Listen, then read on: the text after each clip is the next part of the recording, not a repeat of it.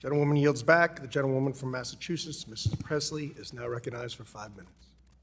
Thank you, Mr. Chair. Thank you for joining us, Director Chopra, and thank you for leading the Consumer Financial Protection Bureau in its mission to save consumers billions of their hard-earned dollars by cracking down on junk fees, helping wipe out 70% of medical debt from Consumer Reports, and ensuring that our data is accurate and secure.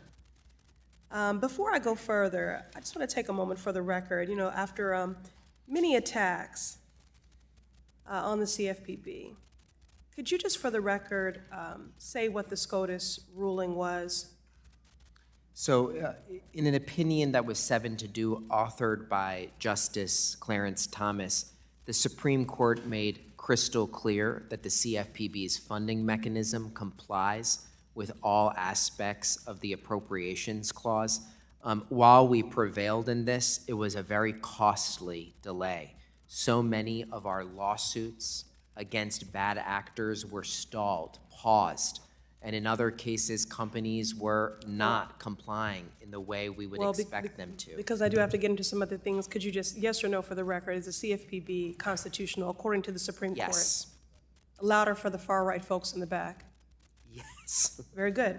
All right, in a few months, millions of students will be returning to their college campuses to continue their education or start their freshman year, including in my district, the MA 7th, which is home to one of the largest concentrations of higher learning institutions in the country.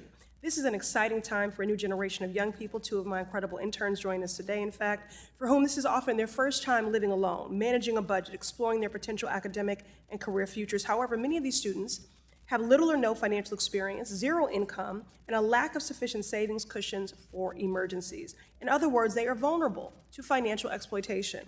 The CFPB has documented numerous cases of financial abuse in the student loan and credit card markets. It is increasingly clear that students are being driven towards more expensive products in the student prepaid and debit account markets as well.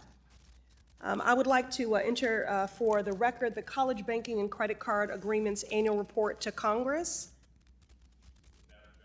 Director Chopra, the report raises concerns about transparency and compliance of banking products marketed to college students. What actions has the CFPB taken to ensure appropriate disclosure requirements are being met by the universities? Well, I think this is a very, very significant problem that in some ways represents problems of the past. We saw how student lenders were giving kickbacks to colleges, steering them into a specific loan.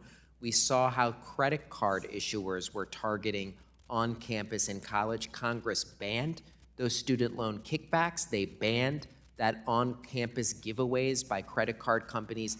I do think we need to continue to make sure that not just the banks are providing the right disclosures, but we're really looking with the Department of Education about the relationships between colleges and banks. Thank you. The report further highlights that the products marketed to students are often more expensive. For example, the debit cards marketed to students often consist of high overdraft fees, inactivity fees, monthly service fees, even though cheaper options are available, resulting in some students saying that they had to fast for days, use candles to reduce electricity costs, and even forego textbooks. This is unacceptable and frankly shameful, and it is all because of predatory and unnecessary fees charged to their accounts. Director Chopra, these stories are horrifying, and they're just a small snapshot of how students are being impacted. What steps is the CFPB taking to protect students from being directed to these expensive banking products which exploit their financial situation and inexperience? Well, we're going to continue with the Department of Education's rules and our rules to make sure that there is not predatory and exploitative practices. We want to make sure that every college student that is starting this summer knows they should also look for an account that maybe before they come to campus, they do not have to accept what the college may be pushing on them. And there needs to be some real look about whether colleges should be getting kickbacks for any of this. Finally, Director Chopra, I'm concerned by the reports finding that financial inducements to institutions of higher education from financial service providers may compromise the institution's ability to prioritize their students' financial well-being. I think we can agree that it poses a conflict of interest. So how is the CFPB monitoring these agreements, and what steps are being taken to mitigate any conflict of interest? Well, what's fortunate is many of these agreements are now public. The credit card agreements are public. We make them public, but we will also take further enforcement action if there's violations of law. But I also think Congress should be thinking about reasonable limitations when it comes to these colleges profiting from it.